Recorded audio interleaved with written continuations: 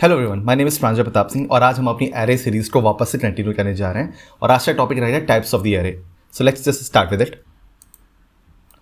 So types of the array आज का ये टॉपिक है और इसमें हम समझने वाले हैं कि एरे किस टाइप की होती हैं, एरे को डायमेंशनली किस तरीके से डिस्ट्रीब्यूट किया जाता है। लास्ट वीडियो में हमने देखा था कि एरे को कैसे डिफरेंट तरीके से एलोकेट किया जाता है। इसमें हम स्टैटिक एलोकेशन और डायनेमिक एलोकेशन के बारे में हमने पढ़ाई करी थी थोड़ी सी। इस वाली वीडियो के अंदर हम चेक करेंगे कि एरे के टाइप्स क्या होते हैं in the terms of dimensions. ठीक है, तो फिर we will cover these types of the array. इसमें एक 1 डायमेंशनल एरे के बारे में बात करूँगा मैं, 2 डायमेंशनल एरेज के बारे में बात करूँगा और फिर 3 डायमेंशनल एरेज के बारे में बात करने वाले हैं। ठीक है, और मैंने कुछ डायग्राम्स बनाए हुए हैं, इससे थोड़ा सा आपको आइडिया लग रहा होगा कि मैं किसके बारे में बात कर रहा हूँ। 1 डायमेंशनल जैसे ट्रेन्स होती हैं तो फिर मैं उसको अज्यूम कर सकता हूँ 1 डायमेंशन में, 2 डायमेंशन में, और ऐसे 3 डायमेंशन शेप्स को भी अज्यूम कर सकता हूँ।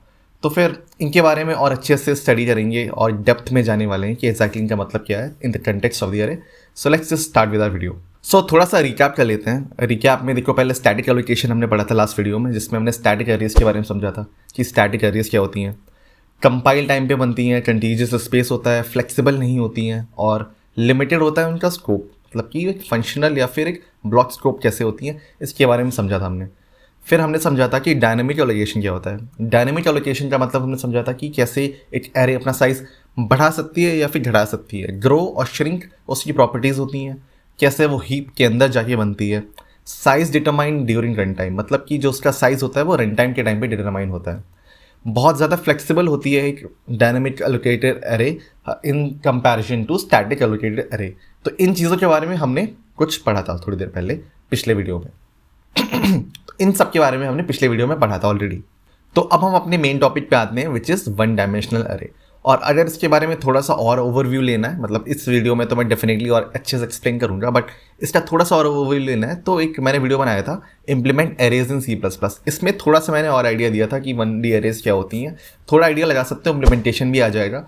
तो यहाँ पे एक आई बटन के पास में एक बन के आ रहा होगा, वॉच शेयर दिस वीडियो। तो please do check it out, देख के आ जाओ, नहीं तो हम यहाँ से तो एकदम स्क्रैच से बिल्ड करने ही वाले हैं। So I hope you have watch that video. अब नहीं भी देखा है तो लेट्स स्टार्ट विद इट। तो we know that array is a collection of elements, इतना हमें पता है। एक बेसिक चीज़ है कि एक एरे कलेक्शन ऑफ एलिमेंट्स होता है। हमें इसी सीरीज़ में मैंने स्टार्टिंग में बताया था कि क्या होता है एक एरे कलेक्शन ऑफ एलिमेंट्स, बहुत सारे एलिमेंट्स मिलके एक एरे को बनाते हैं। ऑर्डर और ग्रुपिंग, ये कुछ प्रॉपर्टीज़ हैं उसकी एरे के बारे में कि एरे को एरे बनाता क्या है। ऑर्डर और ग्रुपिंग मतलब कि एक ऑर्डर में होती है हमेशा और ग्रुपिंग होती है। ग्रुपिंग मतलब कंटीजियस, सारे एक ब्लॉक के तरीके से होते हैं। जैसे एक ब्लॉक होता है, सब आसपास होते हैं सारे एलिमेंट्स एक कंटीजियस एरिया में, तो इसके अंदर एक ऑर्डरिंग भी आ जाती है उसकी वजह से। ठीक है, इंडेक्सिंग, जितनी भी एरेज होती हैं वो 0 बेस इंडेक्स पे होती है। मतलब कि अगर मैं एरे को एक ब्लॉक की तरह कंसिडर करूँ तो एरे के अंदर बहुत सारे एलिमेंट्स होते हैं और वो ब्लॉक्स के अंदर होते हैं। तो ब्लॉक को मैं ऐसे एक्सेस कर सकता हूँ विद सब एलिमेंट्स, मतलब कि मैं कुछ ऐसा एक इंडेक्स बना सकता हूँ, कोई ऐसा नंबर बना सकता हूँ। यहाँ पे एक नंबर मुझे ऐसा मिलता है जिसकी वजह से क्या होता है कि मैं इस बॉक्स को एक्सेस कर सकता हूँ with the help of this number. ये नंबर एक तरीके से पोजीशन की तरह यहाँ पे काम करता है। ठीक है, तो indexes are positions of those blocks inside the array. एक एरे के अंदर इंडेक्सेस क्या है, उस जगह की पोजीशन का काम करते हैं। ठीक है, फिर एक डेटा टाइप एरे के अंदर बहुत इंपॉर्टेंट होता है। क्यों? क्योंकि यार इसके अंदर मैं जो डेटा डालने वाला हूँ, जैसे कि मैं किसी का नाम डाल रहा हूँ, जैसे कि मैंने नाम यहाँ पे राम डाला है, तो ये स्ट्रिंग डेटा टाइप है इसके अंदर। अगर मैंने इंटीजर्स डाले हुए हैं या फिर कुछ ऐसा नंबर डाला है तो वो इंटीजर या फिर फ्लोट डबल टाइप का हो सकता है। अगर मुझे सिर्फ एक सिंगल कैरेक्टर डालना है जैसे कि, तो फिर हाँ ये कैरेक्टर टाइप की हो जाएगी। तो एरे इन 3-4 चीज़ों से मिलके कंप्लीटली डिज़ाइन होती है। ये 3 चीज़ें एक एरे को एरे बनाती हैं। ठीक है, so as array is a type of data structure. अब हम जानते हैं कि एक एरे डेटा स्ट्रक्चर होता है। ठीक है, एक टाइप ऑफ डेटा स्ट्रक्चर है। It gives a certain representation to our data. अगर वो डेटा स्ट्रक्चर है तो मतलब कि हमारे डेटा को किसी तरीके का वो स्ट्रक्चर प्रोवाइड करता है या फिर एक रिप्रेजेंटेशन प्रोवाइड करता है। ये दोनों शब्द क्लियर नहीं है तो ये बोल सकते हो कि एक फॉर्म प्रोवाइड करता है। कैसी? एरे क्या करता है कि हमारे डेटा को किसी एक ऑर्डर में या फिर किसी फैशन में एक नए तरीके के स्ट्रक्चर में ढाल देता है। जैसे कि अज्यूम करो कि एरे जनरली ऐसी तो बनती है, कुछ एक स्ट्रक्चर में आ रहा है डेटा, यहाँ पे देख सकते हो स्ट्रक्चरली, यहाँ पे एक लीनियर ऑर्डर में है, एक स्ट्रक्चर ऑर्डर में है, दिख रहा है यहाँ पे। तो यहाँ पे एक स्ट्रक्चर बन के आ गया, एक फॉर्म बन के आ गया हमारे डेटा का, हमारे डेटा रिप्रेजेंट हुआ इस फॉर्म में। ठीक है, तो इसलिए वो सब डेटा स्ट्रक्चर भी है एक वो। We know array is linear data structure. हम ये जानते हैं कि एरे एक linear type of data structure होता है। लीनियर और डेटा स्ट्रक्चर, यहाँ पे 2 शब्द आए हैं। क्या मतलब इनका? Data is organize sequentially. अगर लीनियर की बात हुई है तो यहाँ पे इसका मतलब ये है कि डेटा हमारा लीनियर ऑर्डर में ऑर्गेनाइज्ड है, मतलब कि सीक्वेंस में। सीक्वेंस क्या होता है, जैसे कि जब मैं से इंडेक्स की बात कर रहा था, ठीक है, या फिर मैं मेमोरी के बारे में मैंने बात करी थी पिछली वीडियो में कि ये कैसे एलोकेट होते हैं। तुमने ध्यान दिया होगा उसमें कि इनकी मेमोरीज भी एकदम आसपास होती हैं, जिसमें ये एलोकेट होता है तो उसकी मेमोरी भी एकदम जुड़ी हुई होती है, सीक्वेंस में ही होती है। तो ये वाला हमारा डेटा स्ट्रक्चर है, एक लीनियर फैशन में बनता है, जिसमें कि सब कुछ एक सीक्वेंस के अंदर है। अच्छा, ये क्यों होता है एरे के अंदर, वाई, ये सवाल है। तो ऑर्डरिंग मेंटेन होती है इससे। कैसे ऑर्डरिंग मेंटेन होती है? The way which the data is added और रिमूव्ड।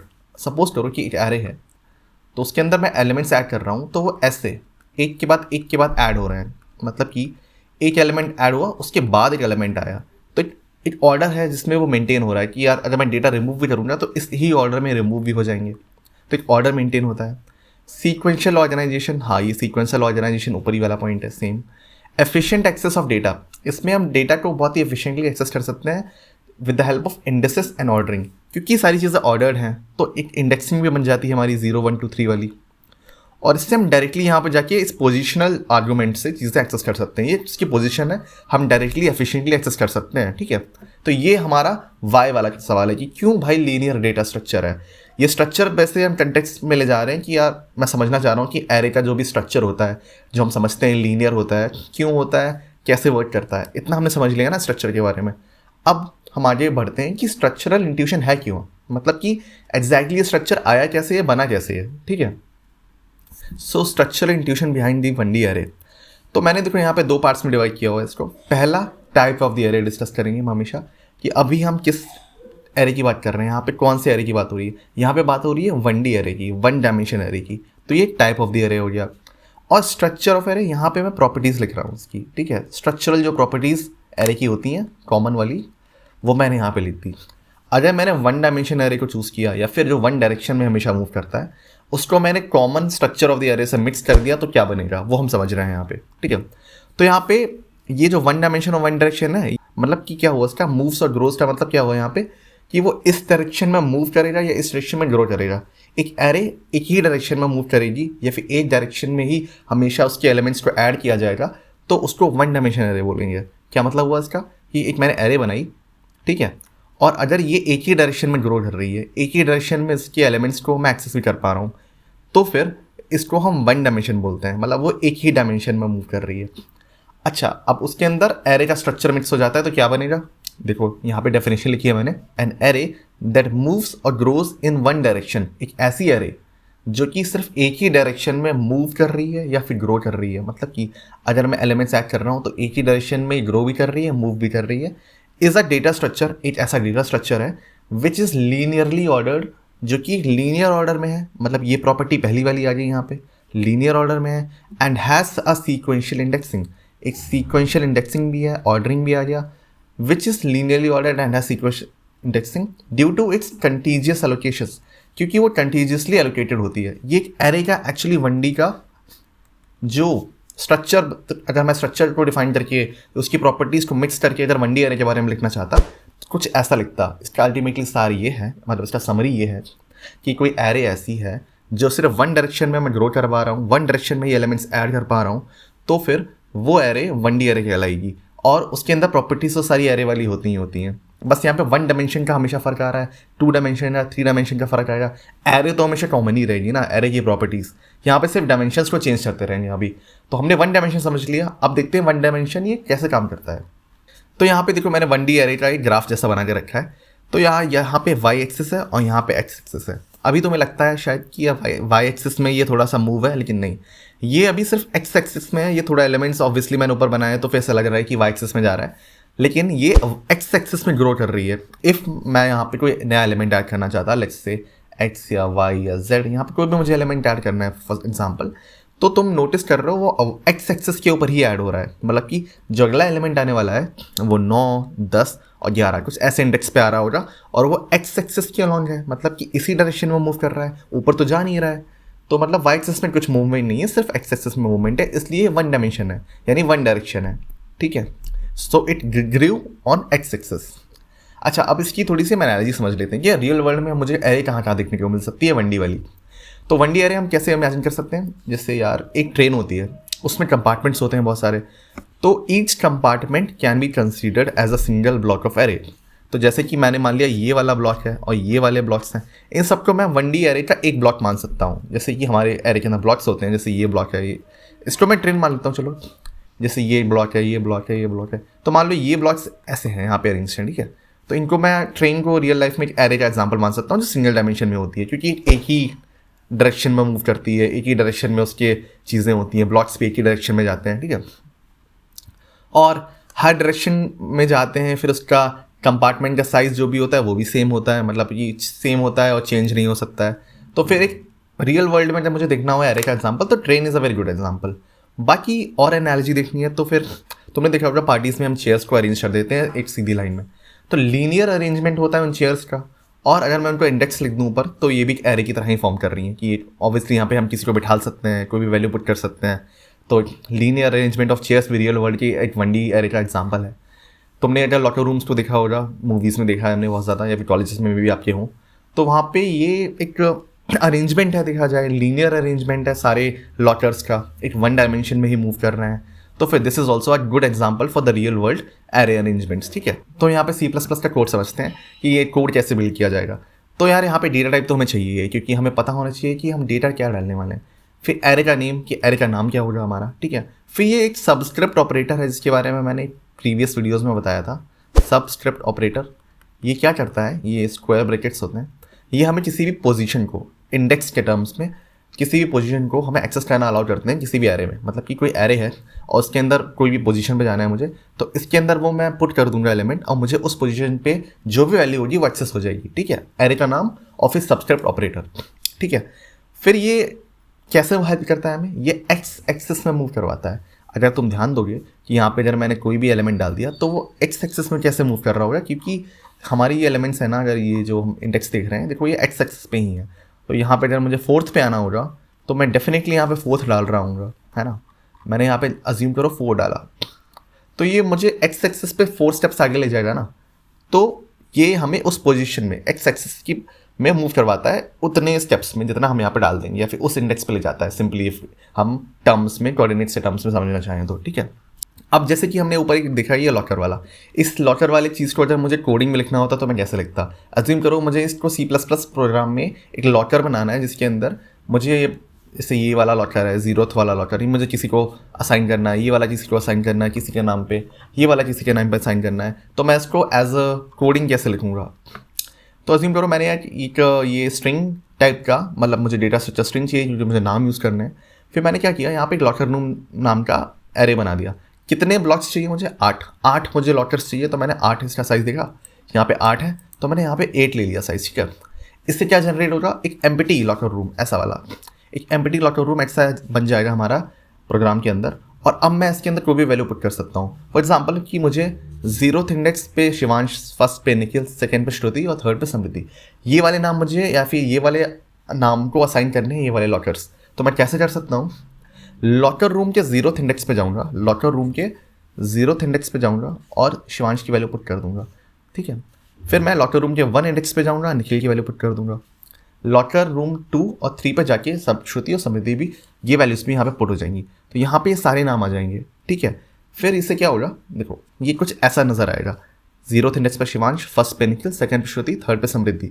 तो मैंने 1D एरे में कैसे वैल्यू को अलोकेट किया जाता है या फिर कैसे एक्सेस किया जाता है ये भी हमने समझ लिया। इसी तरीके से वैल्यू डालते भी हैं और इसी तरीके से वैल्यू एक्सेस भी की जाती है उस ही पोजिशन के लिए, ठीक है। और अभी एक छोटा सा ब्रेक ले लो, then we will start with the 2D array. सो अब हम स्टार्ट करते हैं 2D एरेस। 2D एरेस का क्या मतलब हुआ यहाँ पे, 2 डायमेंशन एरेस, मतलब कि ये 2 डायमेंशंस में काम करने वाली है। अच्छा, हमने ऊपर वाले का अगर स्ट्रक्चरल इंट्यूशन बिल्ड कर लिया तो अब हम इसमें डायरेक्टली जंप कर सकते हैं कि इसका स्ट्रक्चरल इंट्यूशन क्या होने वाला है।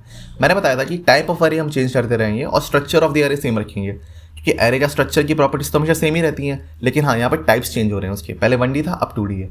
2D मतलब 2 डायमेंशन या फिर 2 डायरेक्शन, कि अब जो हम एरे जिसकी बात कर रहे हैं वो 2 डायमेंशंस में मूव करने वाली है या फिर 2 डायरेक्शंस में मूव कर सकती है। यानी कि वो ग्रो भी 2 डायमेंशन में करेगी, मूव भी 2 डायमेंशन में करेगी। यहाँ पे एक्स एक्सेस है और वाई एक्सेस, 2 एक्सेस इमेजिन कर सकते हो, यहाँ पे तो भी हम एलिमेंट्स सेट कर ही पा रहे थे कि एक्स एक्सेस में सारे एलिमेंट्स ग्रो कर रहे थे। अब क्या होगा कि इस डायरेक्शन में एलिमेंट्स भी ग्रो कर सकते हैं, वाई में भी जा सकते हैं। तो मतलब अब 2 डायमेंशन में हम बात करने वाले हैं, ठीक है। तो अगर मैंने इन दोनों चीज़ों को जोड़ दिया 2D प्लस जो स्ट्रक्चर्स ऑफ द एरे होता है उसकी प्रॉपर्टीज़ को, तो हमें डेफिनेशन मिलती है एन एरे दैट मूव्स और ग्रोज इन 2 डायरेक्शंस। मतलब एन एरे दैट मूव्स और ग्रोज इन 2 डायरेक्शंस, एक ऐसी एरे जो कि 2 डायरेक्शंस में मूव कर सकती है या फिर ग्रो कर सकती है। कौन सी डायरेक्शंस में? एक्स एक्सेस और वाई एक्सेस में 2 डायरेक्शंस मूव कर सकती है। बाकी is a data structure which linearly ordered वगैरह, ये सब कुछ तो कॉमन एरे की प्रॉपर्टीज ही हैं, ये तो आप कॉमनली समझ ही सकते हो। बट हाँ, डायमेंशन ज़्यादा इंपॉर्टेंट है यहाँ पे, ये किस डायमेंशन में वो मूव करने वाली है। यहाँ पे 1 डायमेंशन में सिर्फ एक्स में मूव कर रहा था, अब हमारे पास 2 डायमेंशन आ गया तो मैं वाई में भी मूव कर पा रहा हूँ। ये इसमें कुछ नया आया है, ठीक है। तो ये दिखता कैसे, अगर मैं उसमें फिर से ग्राफ वाली फॉर्म में देखूँ, एक्स एक्सिस में देखो मैंने सारे एलिमेंट्स पहले की तरह डाल के रखे थे कि मैं एक्स एक्सेस में सारे एलिमेंट्स डाल पा रहा था, ग्रो भी कर रही है एक्स एक्सेस में। लेकिन अब यहाँ पे बात आ रही है वाई एक्सेस की, तो वाई एक्सेस में कैसे ग्रो करेगी? अगर मैंने 0, देखो यार ये हमारी एरे है, एक्स एक्सेस में तो ग्रो कर रही है। अब तुम ध्यान दो कि ये वाई एक्सेस में भी ऐसे ग्रो कर रही है ना, ऊपर की तरफ, यहाँ भी एलिमेंट्स में ऐड कर पा रहा हूँ, तो grows in y axis, grows in x axis also, दोनों में ग्रो कर रही है। अब तुम यहाँ पे थोड़ा सा अगर फोकस करो तो तुम्हें रियलाइज़ होगा कि यार ये कॉलम्स हैं। अगर तुम ध्यान से देखो, ये जो एक्स एक्सिस पे मैं देख रहा हूँ ना टिक करके, ये सारे कॉलम्स हैं, और ये मैं वाई एक्सिस पे देख रहा हूँ, ये सारी की सारी रोज़ हैं। तो एक रो और कॉलम का स्ट्रक्चर बन के आ रहा है, और शायद तुम्हें अंदाज़ा हो कि रोज़ एंड कॉलम्स मिलके कुछ मैट्रिक्स जैसा बनाते हैं। तो हाँ, 2D एरेज कहीं ना कहीं मैट्रिक्स बना रही होती है बैकग्राउंड में, ठीक है, क्योंकि यहाँ पे रोज़ भी हैं, कॉलम्स भी हैं, एक्स वाई कोऑर्डिनेट में हम मूव कर पा रहे हैं, हमारी एरे भी 2 एक्सिस में ग्रो कर रही है, तो कहीं ना कहीं एक मैट्रिक्स जैसा स्ट्रक्चर बन के आएगा, ठीक है। पहले एनालॉजी समझते हैं, फिर समझते हैं आगे क्या होगा। इमेजिन करो कि यार ये ट्रेन थी, हमें याद है कि यार एक ट्रेन नॉर्मली अगर मैं देखूँ तो वो 1D की तरह दिखती है, 1 डायमेंशनल, क्योंकि एक कंपार्टमेंट एक ब्लॉक, 2 कंपार्टमेंट 2 ब्लॉक, ऐसे पूरी ट्रेन को तुम देखोगे ना तो एक वो 1D एरे की तरह ही दिखेगी। इमेजिन करो अगर वही एक सिंगल ट्रेन जो 1 डायमेंशन में थी, अगर उसके ऊपर मैं एक और प्लेटफॉर्म लगा दूँ या फिर एक और डेकर लगा दूँ, उसको 1 डेकर 2 डेकर बसेस बोलते हैं, या फिर ट्रेन्स होती हैं जिसमें 2 मंजिल होती हैं या फिर 3 मंजिल होती हैं। तो इसमें बहुत सारी मैंने मंजिलें ऐड कर दी हैं इस ट्रेन के ऊपर। अब जितनी मैं मंजिल ऐड करता चलूँगा और जितनी स्टोरीज ऐड कर रहा हूँ ऊपर, उतनी ज़्यादा उसकी वाई एक्सिस में हम मूव कर रहे हैं। एक्स एक्सिस में तो ऑलरेडी कंपार्टमेंट्स बढ़ ही रहे हैं, अब मैं ऊपर भी मूव कर रहा हूँ, मतलब कि इसकी स्टोरीज या फ्लोर्स भी बढ़ाता चला जा रहा हूँ। तो फ्लोर्स बढ़ रही हैं तो रोज बढ़ रही हैं ऊपर के लिए, कॉलम्स बढ़ रहे थे यहाँ पे, कॉलम्स मतलब कि जितने नंबर ऑफ कंपार्टमेंट्स हैं यहाँ पे, रोज यहाँ पे नंबर ऑफ फ्लोर्स हो जाए, यहाँ पे थोड़ी चीज़ें बदल जाती हैं। तो imagine a multi storey double decker train जिसके अंदर फिर देखो यार इस तरीके से कुछ दिखेगी वो, ठीक है। तो ये एक एनालॉजी है जो हम रियल वर्ल्ड में देख सकते हैं कि हाँ ऐसा हो सकता है 2D। फिर हम देख सकते हैं कि यार ये लॉकर्स हैं, यहाँ पे देखो लॉकर्स भी ये 2D वाले हैं। इससे पहले हमने 1D वाले लॉकर्स देखे थे जो सिर्फ एक डायरेक्शन में मूव कर रहे थे, यहाँ पे लॉकर्स 2 डायरेक्शंस के अंदर है।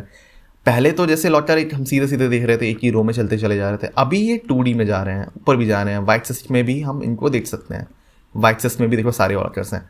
अब मैं तुम्हें एक छोटी सी एक्सरसाइज दूंगा कि तुम यहाँ पे जो रोज एंड कॉलम्स काउंट कर सकते हो इन सबके, तो अंदाजा लगेगा कि किसमें रोज कितने हैं, किसमें कॉलम्स कितने हैं। बाकी यहाँ पे मैंने चेस का भी एग्जांपल दिया है, एक चेस बोर्ड है यहाँ पे, ये भी 2D एरे का ही एग्जांपल है क्योंकि मैट्रिक्स जैसा दिख भी रहा है हमें। यहाँ पे मैं वाई एक्सिस में भी जा पा रहा हूँ, और यहाँ पे देखो एक्स एक्सिस में भी चीज़ें हैं और वाई में भी चीज़ें हैं। इसके रोज कितनी है 8, और इसके कॉलम कितने होने वाले 8, ठीक है। तो ये छोटी एक्सरसाइज थी, तुम भी ये ट्राई कर सकते हो। सिंटैक्स बिल्डिंग की बात करते हैं कि यार इसका सिंटैक्स कैसे बनाया जाता है 2D एरेज का। सोचना पड़ेगा इसमें कि यार मैंने ये देखो ये मैट्रिक्स बनाई है, मैंने यहाँ से एक्जैक्टली बिट कर लिया। अगर मैं ऊपर जाऊँ, इमेजिन करो मैंने इतना वाला हिस्सा बिट कर लिया इसका, ठीक है। स्टार्टिंग के 3 रोज और 3 कॉलम्स मैंने बिट कर लिए यहाँ के, मैंने उसको कॉपी करा, पेस्ट कर दिया यहाँ पे आके। एक्चुअली मैंने 4 कर लिए, वहाँ पे मैंने 3 बताया था, बट यहाँ पे मैंने 4 कॉलम्स और 4 रोज कॉपी किए हुए हैं। तो ये कुछ मैट्रिक्स जैसा दिख रहा है मुझे, अगर मैं थोड़ा क्लियर फॉर्म में ले आया हूँ। तो मैट्रिक्स फॉर्म क्यों जनरेट हुई है यहाँ पे? क्योंकि हम 2D में मूव कर रहे थे, एक्स और वाई एक्सिस। जब हम 2 एक्सिस में मूव कर पा रहे हैं तो कहीं ना कहीं हम एक मैट्रिक्स फॉर्मेशन में ही मूव कर रहे हैं, ठीक है। इसके अंदर रोज भी हैं और इसके अंदर कॉलम्स भी हैं। यहाँ पे मैंने रोज भी लिखी हैं R1 R2 R3 R4, और यहाँ पे मैंने कॉलम्स भी लिखे हैं C1 C2 C3 C4। तो एक मैट्रिक्स बन गई। क्यों मैट्रिक्स है ये? क्योंकि मैं एक्स एक्सिस और वाई एक्सिस दोनों में मूव कर पा रहा था, तो मेरी फॉर्मेशन जो ऐसी हुई है स्ट्रक्चर की कि मैं हर तरफ एलिमेंट्स फिल कर पा रहा हूँ 2 डायरेक्शंस में, इसीलिए एक मैट्रिक्स बन गई, ठीक है। अब अगर ये 1D एरे होती, 1D एरे में जो हमने लॉकर रूम बनाया था उसमें मैं सिर्फ एक डायरेक्शन में मूव कर पा रहा था, एक तरफ, ठीक है। तो हमारा सबस्क्रिप्ट ऑपरेटर के अंदर जो भी हम वैल्यू डाल रहे थे वो हमें एक्स एक्सिस पे मूव करवा रही थी, 1D मूवमेंट था वो। अब मैं 2D एरे में आ गया हूँ, यहाँ पे 2 डायमेंशंस में मूव करना है, तो ये मल्टी लॉकर रूम मैं इसको नाम दे रहा हूँ क्योंकि इसके अंदर मल्टीपल डायरेक्शन से मल्टीपल लॉकर्स भी हैं। तो यहाँ पे एक मुझे एक्स एक्सिस में मूव करने के लिए अलाउंस हो गया और एक तरफ मुझे वाई एक्सिस में मूवमेंट्स के लिए अलाउ हो गया कि मैं एक्स एक्सिस और वाई एक्सिस दोनों में मूव कर सकता हूँ। यहाँ पे थोड़ा अजीब लगेगा कि यार ये एक्स बाद में लिखा है, वाई पहले लिखा है, बट ऐसा ही है क्योंकि पहला वाला है वो रो में मूव कराता है हमें, ये वाला हिस्सा है ना, यह रो में मूव कराएगा मतलब कि वाई एक्सिस के अलॉन्ग। दूसरा वाला हिस्सा जो होता है एक्स एक्सिस के अलॉन्ग मूव कराता है, मतलब कॉलम्स में, मतलब कि इनके अंदर, तो इसलिए ऐसे लिखा जाता है, ठीक है। और हमें ये भी पता है यार, अभी हमने थोड़ा ध्यान दिया होगा कि we know x and y position जहाँ भी आती है वहाँ पे कोऑर्डिनेट सिस्टम की बात होती ही होती है। यहाँ पे अगर मैं एक्स और वाई की बात कर रहा हूँ, एक्स और वाई में मूव कर रहा हूँ, तो पोजीशंस हैं ये, और ये एक्स और वाई जब दोनों एक साथ आ गए तो कोऑर्डिनेट्स बन जाते हैं। ये हम कोऑर्डिनेट सिस्टम की बात करेंगे यहाँ पे, तो एक तरीके से हम इनको कोऑर्डिनेट्स ही मान सकते हैं। अगर जैसे कि मुझे 0,0 की पोजीशन देखनी है इस मैट्रिक्स के अंदर, मान लो मैंने इसका नाम मैट्रिक्स रखा हुआ है, मुझे इसकी 0,0 वैल्यू देखनी है जो कि यहाँ पे है, ये 0 है, ये 0 है, इसकी वैल्यू क्या है 25। तो एक कोऑर्डिनेट सिस्टम की तरह ये काम करता है। देखो यहाँ पे 25 वैल्यू आ गई। मान लो मुझे 3,0 देखनी है, तो मतलब कि रो में 3 में मुझे थर्ड पे जाना है, मैं रो में आया थर्ड रो पे, ठीक है। फिर मैं 0 उस पर गया, इंडेक्स पे 0th इंडेक्स पे गया, थर्ड रो का 0, ये वाला अगर मैं यहाँ पे मैच करा रहा हूँ इन दोनों वैल्यूज़ को 3 and 0, तो यहाँ पे मुझे क्या मिला 3, तो इसलिए मुझे यहाँ पे 3 वैल्यू मिल गई, ठीक है। अच्छा, अब यहाँ पे डिक्लेरेशन कैसे करेंगे इसका 2D अरेज का, तो डिक्लेरेशन कैसे लिखा जाता है, यहाँ पे देखो डेटा टाइप चाहिए है, सबसे इंपॉर्टेंट है। डेटा टाइप एक बार मैंने डिसाइड कर लिया तो मैं इसके बाद इसका नेम ऑफ द एरे लिख सकता हूँ कि यहाँ पे हाँ उस एरे का नाम क्या होने वाला है। अब मैं यहाँ पे size of the rows and size of the columns भी यहाँ पे बता सकता हूँ। क्या मतलब हुआ उसका, मैट्रिक्स में तुम्हें याद होगा कि n क्रॉस m की मैट्रिक्स बनाते हैं तो उसका नंबर ऑफ रोज और नंबर ऑफ कॉलम्स भी होते हैं। तो यहाँ पे number of rose and column जैसे इसके 4 हैं, मैं 4 और 5 और कुछ भी रख सकता हूँ, मतलब अलग हो सकते हैं, ज़रूरी नहीं है कि n और m बराबर हो, अलग अलग हो सकते हैं। यहाँ पे मानते चलते हैं कि 4 और 5 या फिर 4 और 4 मैंने चलो ले लिया यहाँ पे, तो यहाँ पे 4 और 4 ले लिया मैंने, रोज़ और कॉलम दोनों 4 हैं। यही साइज़ ऑफ द रोज़ भी बनेगी और यही साइज़ ऑफ द कॉलम भी बनेगा। पहला वाला रोज़, दूसरा वाला कॉलम, इसको मैं n बोल सकता हूँ, m भी बोल सकता हूँ, ठीक है। तो इसका यूज़ कहाँ पे है, देखो इसको हम मैथमेटिकल रिप्रेजेंटेशंस में यूज़ करते हैं, जैसे कि अभी हमने मैट्रिक्स में यूज़ किया है। हम लोग जनरली मैथमेटिक्स में मैट्रिक्स के बारे में पढ़ते हैं, वो उसमें रिप्रेजेंट करी जा सकती हैं, वेक्टर्स इंप्लीमेंट किया जा सकते हैं, और नेस्टेड डेटा हो गया या फिर टेबल्स हम डिज़ाइन करते हैं। कभी हम डायनामिक प्रोग्रामिंग के प्रॉब्लम्स कर रहे होंगे तो उसमें जो भी टेबल्स बनाई जाती हैं वो भी इससे डिज़ाइन करी जा सकती हैं। तो बहुत सारी चीज़ें हैं जो हम 2D अरेज से डिज़ाइन कर सकते हैं। तो ठीक है, अब हम मूव करते हैं 3D अरेज की तरफ। हम समझते हैं 3D अरेज क्या होती है। फिर से सेम स्ट्रक्चर्स के पीछे हम भागने वाले हैं कि भाई पहले हम स्ट्रक्चर के बारे में बात करेंगे, टाइप्स ऑफ द अरे क्या है। यहाँ पे इस बार हम 3D की बात कर रहे हैं, मतलब कि कोई ऐसी चीज़ जो 3 डायमेंशन में मूव कर पा रही है या फिर 3 डायरेक्शन में उसको हम मूव करवा सकते हैं या ग्रो करा सकते हैं। स्ट्रक्चर की प्रॉपर्टीज़ आज भी वही हैं, जो हमारा एरे डेटा स्ट्रक्चर है उसकी प्रॉपर्टीज़ वही हैं, लीनियर है, ऑर्डर्ड है, सीक्वेंशियल है, कंटीजियस स्पेस होता है। लेकिन अब हम डायमेंशंस में चेंज ले आए हैं कि फिर से अब ऐसी एरे बनाएंगे जो 3 डायमेंशंस में मूव कर सकती है, 3 डायमेंशंस में ग्रो करवाया जा सकता है उसको, ठीक है। अब इसकी जो डेफिनेशन बन के आएगी वो क्या है, एन एरे दैट मूव्स और ग्रोज इन 3 डायरेक्शन। कोई ऐसी एरे जो 3 डायरेक्शंस में मूव करवाई जा सकती है हमारे थ्रू, हम उसमें 3 डायरेक्शंस में मूव कर सकते हैं और 3 डायमेंशंस में हम उसको ग्रो भी करवा सकते हैं, 3 डायरेक्शंस में ग्रो कराया जा सकता है। बाकी उसकी प्रॉपर्टीज़ नीचे वही है, सेम डेफिनेशन है। तो यार इसका ग्राफ अगर मैं बनाऊंगा तो कैसे बनेगा, तुम यहाँ पे थोड़ा सा कॉम्प्लिकेटेड सा ग्राफ देख सकते हो, उसको थोड़ा ईजी बनाते हैं। यहाँ पे थोड़ा देखो, तुमने वाई एक्सिस मिल गया तुम्हें, ऑब्वियसली ऊपर वाई एक्सिस है, ये एक्सेस वहीं भी है आज भी। यहाँ पे एक थर्ड एक्सेस इंट्रोड्यूस हुआ जिसको बोलते हैं Z access. Z access 3D में आता है। जेड एक्सेस इस टाइम पे तुम्हारी तरफ है, अगर तुम वाई ऊपर देख रहे हो, एक्स इधर देख रहे हो, तो जेड एक्सेस तुम्हारी तरफ उठ रहा है यहाँ पे, ठीक है। क्यों, यहाँ पे अगर तुम यहाँ पे थोड़ा सा ऑब्जर्व करो कि मैंने एक्स एक्सेस पे सारे एलिमेंट्स डाले हुए हैं, वाई एक्सेस पे भी इस बार सारे एलिमेंट्स पड़े हुए हैं। अगर मैं चाहूँ तो यहाँ पे मैं जेड एक्सेस पे भी एलिमेंट्स डाल सकता हूँ, मतलब कि 3D स्पेस में भी एलिमेंट्स को डाला जा सकता है यहाँ पे। अगर मैंने इस डायग्राम में वो एलिमेंट्स डालने की कोशिश करी तो बहुत ही कॉम्प्लिकेटेड हो जाता, क्लटर्ड हो जाता, समझ नहीं आता। तो मैंने यहाँ पे डाला नहीं, बट मैंने बॉक्स बना दिया ताकि तुम्हें अंदाज़ा लग जाए कि हाँ इंडेक्सेस देखो जेड एक्सेस में भी हैं, इस एक्सेस में भी इंडेक्सिंग आई है, मतलब कि यहाँ भी एलिमेंट्स डाले जा सकते हैं अब, ठीक है। आप देखो यहाँ पे रोज एंड कॉलम्स बोलना थोड़ा अजीब सा हो सकता है, तो मैंने हाइट, विड्थ और डेप्थ बोलना चालू कर दिया इसको। एक्स एक्सेस में जाएंगे तो विड्थ बढ़ेगी, वाई एक्सेस में जाएंगे तो हाइट बढ़ेगी, और डेप्थ में जाएंगे तो जेड एक्सेस में हम एलिमेंट्स डाल रहे होंगे, ठीक है। मतलब जेड एक्सेस में भी ग्रो कराया जा सकता है हमारी 3D एरे। सो अब हम 3D एरेज की एनालॉजी समझने जा रहे हैं। यहाँ पे देखो 3D मैट्रिक्स और यूनिट्स क्यूब मैंने बनाया हुआ है। ये भी एक 3D अरे का ही एग्जांपल है कि यार ये 3D अरे जब हम बनाते हैं तो वो बिहाइंड द सीन्स कुछ ऐसे ही बनती है। रूबिक्स क्यूब को भी हम 3D अरे में फॉर्म कर सकते हैं, और ये 3D मैट्रिसेस होती हैं जैसे कि ये वाली, इनको भी हम बना सकते हैं with the help of 3D arrays. अच्छा, अब हम इसका सिंटैक्स भी समझने की कोशिश करते हैं। अगर हमने 2D समझ लिया तो 3D भी समझ ही जाएंगे। 2D अरे में क्या था कि जैसे मैंने अरे का नेम लिया, मैंने वाई और एक्स एक्सेस में मूव करने के लिए दो ये बनाए थे सबस्ट्रेट ऑपरेटर्स। एक ये मुझे वाई एक्सेस में मूव कराएगा, ये मुझे एक्स एक्सेस के अलॉन्ग मूव कराता है, ठीक है। तो ये मुझे कॉमन 2D का पता था। अच्छा, 3D में क्या होता है? अगर मैं 3D के लिए बनाना चला गया, डेटा टाइप वही नॉर्मल चीज़, एरे का नाम। अब जैसे जैसे डायमेंशंस बढ़ते चले जा रहे हैं, तुमने ऑब्जर्व किया होगा कि यहाँ पे सबस्क्रिप्ट ऑपरेटर्स भी बढ़ जाते हैं, है ना। हर एक अपनी अपनी एक्सेस में मूव करा रहा है।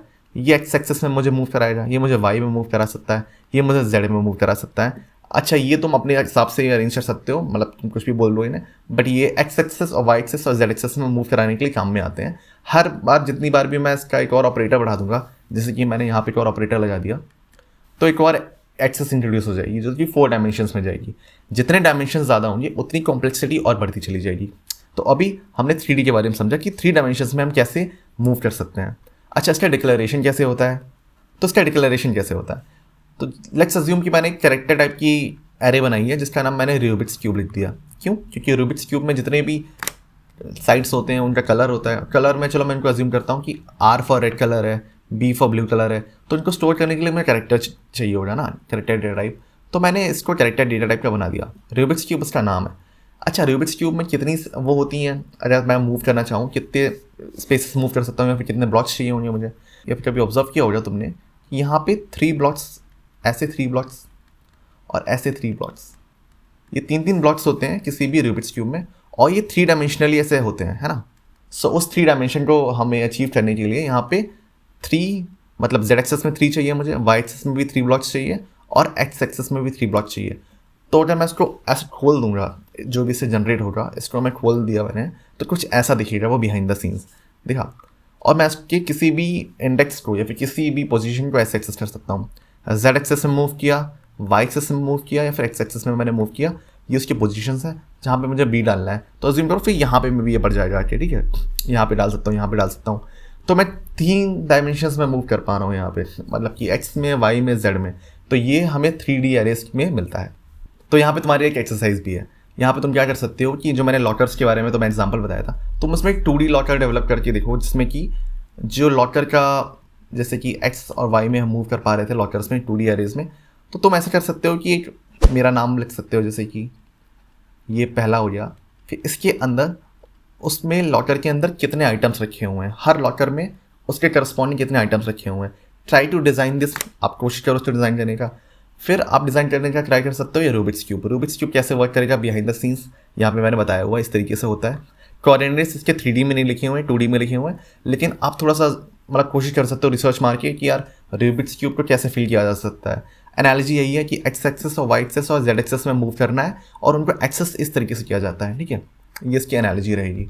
सो आई होप कि आपको ये समझ में आया होगा और आपको इसमें कुछ वैल्यू प्रोवाइड हुआ होगा। So thank you very much for the 100 subscribers. It means a lot to me. Please like, share and subscribe. Thank you very much.